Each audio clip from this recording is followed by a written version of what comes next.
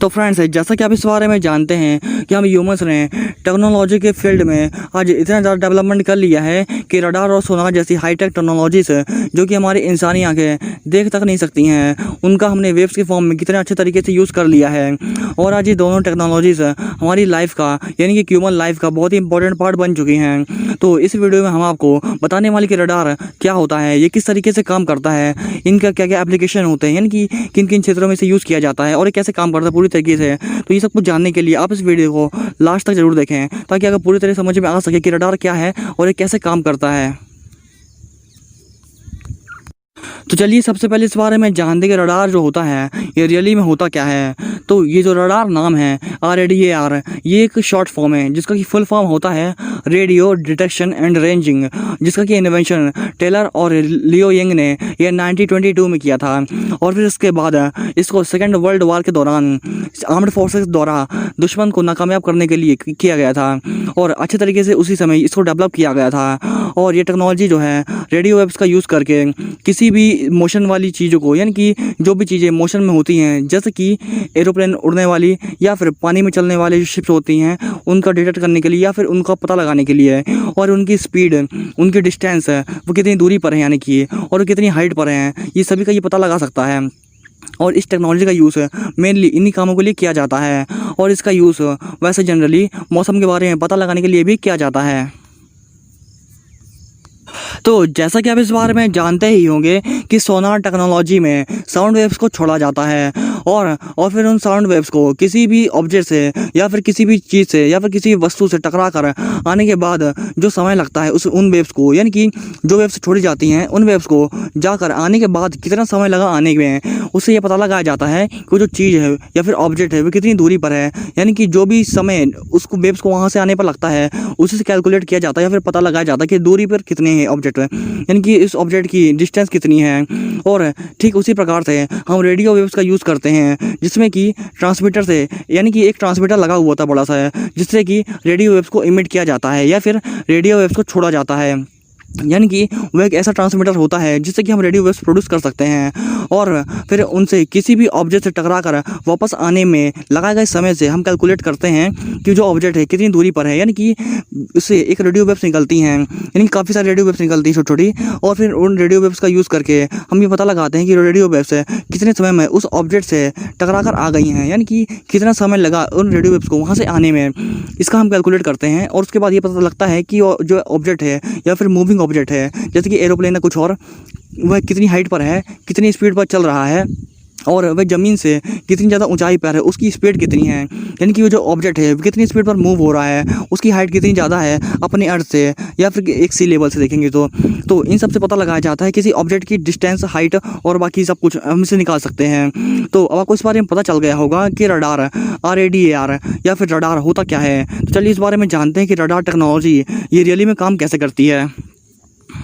तो ये जो रडार टेक्नोलॉजी होती है ये तो कहने के लिए सिंपली एक वर्ड है, लेकिन इसमें काफ़ी सारे कंपोनेंट्स लगे हुए होते हैं, जैसा कि antenna duplexer, transmitter, phase lock loop यानी कि PLL, रिसीवर और प्रोसेसिंग, ये सभी कुछ लगे हुए होते हैं। और इसमें जो ट्रांसमीटर होता है वह हर सेकंड लगातार यानी कि कंटिन्यूसली रेडियो वेव्स को इमिट करता है या फिर छोड़ता है, यानी कि इससे रेडियो वेव्स कंटिन्यूस निकलती रहती हैं और ये बहुत ही छोटे छोटे वाइब्रेशंस के फॉर्म में, यानी कि इलेक्ट्रोमैग्नेटिक रेडिएशन के फॉर्म में होती हैं। इसलिए इन वेव्स की जो स्पीड होती है वह लाइट की स्पीड से ज़्यादा तो नहीं होती है, यानी कि जितनी स्पीड लाइट की होती है उनकी स्पीड जो होती है वह लाइट की स्पीड से ज़्यादा नहीं होती है, बट इनकी जो स्पीड होती है वह लाइट की स्पीड से कम भी नहीं होती,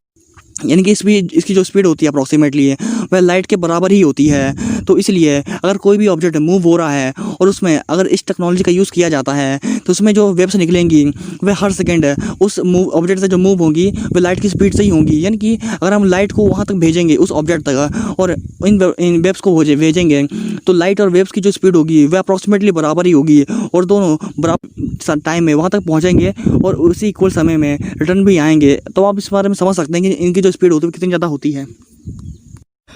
और जब ये वेव्स किसी भी ऑब्जेक्ट से टकरा कर वापस आती हैं, यानी कि जब भी इन वेव्स को यूज़ में लिया जाता है और किसी भी एक पर्टिकुलर ऑब्जेक्ट तक मूव किया करवाया जाता है, तो उस ऑब्जेक्ट तक पहुंचने के बाद जब ये ऑब्जेक्ट वहां से टकरा कर रिटर्न आती हैं, तो उसके बाद रडार का रिसीवर जो होता है, यानी कि रडार में एक कंपोनेंट रिसीवर के फॉर्म में होता है, तो वो जो कंपोनेंट होता है रिसीवर इन सिग्नल्स को रिसीव कर लेता है, यानी कि प्राप्त कर लेता है, और उन वेव्स को आने और जाने में जितना समय लगा उसकी पूरी कैलकुलेशन करके निकालता है, और उसके बाद वह रिसीव्ड डाटा के अकॉर्डिंग एक उसकी इमेज बनाता है, और पूरी इमेज बनाने के बाद वह कंप्यूटर पर उसको शो करता है। यानी कि इसमें एक कंप्यूटर भी यूज़ किया जाता है डिस्प्ले के फॉर्म में, तो उस डिस्प्ले में ये शो करवाता है कि जो पूरी इमेज बन रही है उस ऑब्जेक्ट की, अगर वो ऑब्जेक्ट बहुत ही दूरी पर होगा जो कि हमें दिखाई भी नहीं देता है, तो हमें एक इमेज के फॉर्म में दिखाई देगा कि ये जो ऑब्जेक्ट है बहुत ही दूरी पर वह इस प्रकार का है, यानी कि उसका शेप जो स्ट्रक्चर इस प्रकार का है, और उसके बाद उस ऑब्जेक्ट की यानी कि जो मूविंग स्पीड है कितनी ज़्यादा है, और हमारी हाइट से यानी कि हमारी जो जहाँ पर भी हम हैं उस हाइट से वह जो पूरा ऑब्जेक्ट है कितनी हाइट पर चल रहा है या फिर कितनी दूरी पर चल रहा है, और उसकी बेस से हाइट कितनी है, और हमारी दूरी से यानी कि हम जहाँ पर भी बैठे हुए हैं हमारे पास से उस ऑब्जेक्ट की कितनी ज़्यादा दूरी है, ये सब कुछ है उसे कैलकुलेट करके हमें बताता है। तो फ्रेंड्स, ये सब कुछ जानने के बाद आपके दिमाग में ये क्वेश्चन ज़रूरी आया होगा कि क्या रडार की रेडियो वेव्स को किसी भी तरीके से ब्लॉक किया जा सकता है, यानी कि इसकी जो रेडियो वेव्स होती हैं उनको किसी भी तरीके से क्या रोका जा सकता है, क्या ये पॉसिबल है? यानी कि अगर किसी को भी कोई अगर रेडियो वेव से टारगेट करता है तो क्या उसे बचा जा सकता है, क्या ये पॉसिबल रियली में? तो दुनिया में हर सिक्के के दो पहलू होते हैं और हर चीज़ को तोड़ जीनियस पीपल से निकाल ही लेते हैं। तो जी हाँ, रडार की रेडियो वेव्स को भी बिल्कुल ही ब्लॉक किया जा सकता है, क्योंकि रडार वेव्स जो होती हैं वह वेव्स पर काम करती हैं। जो भी वेव्स वापस जाएंगी और ऑपरेटर्स को वह बताती हैं कि वह किस चीज़ से टकरा कर आई है, यानी कि वह एग्जैक्ट बताती है कि वह हम किस चीज़ से टकरा कर आए हैं, और उसकी वजह से जो ऑपरेटर होता है उसे पता चल पाता है कि रेडियो वेव्स में जो जिस पर ये वेव्स गई थी ऑब्जेक्ट पर, वह ऑब्जेक्ट कहाँ पर है, कैसा है, किस तरीके का है, उसका शेप किस तरीके का है, ये सब कुछ बताती है। और अगर यही वेव्स अगर रिसीवर तक नहीं पहुँच पाएँ और अगर ऑपरेटर को नहीं बता पाएंगी कि हम किस चीज़ टकरा कर वापस आए हैं, तो फिर ऑपरेटर को ये पता नहीं चल पाएगा, यानी कि जो टारगेट होगा वह कंप्लीट नहीं हो पाएगा। तो इस प्रकार से रेडियो वेव्स को ब्लॉक किया जा सकता है, और ये इसके जो तरीके हैं वे 3 तरीके हैं, यानी कि 3 तरीके से इन वेव्स को ब्लॉक किया जा सकता है।